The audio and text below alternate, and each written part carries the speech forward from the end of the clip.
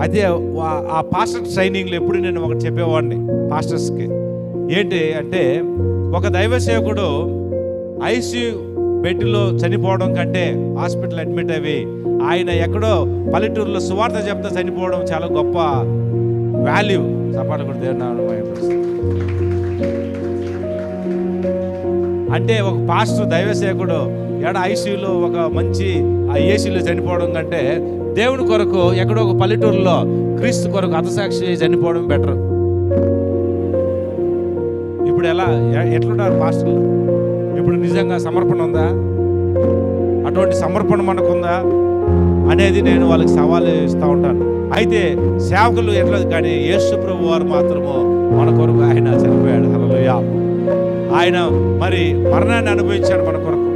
మన అపరాధములు, మన పాపములు, మన శిక్ష అన్ని కూడా తీసివేసి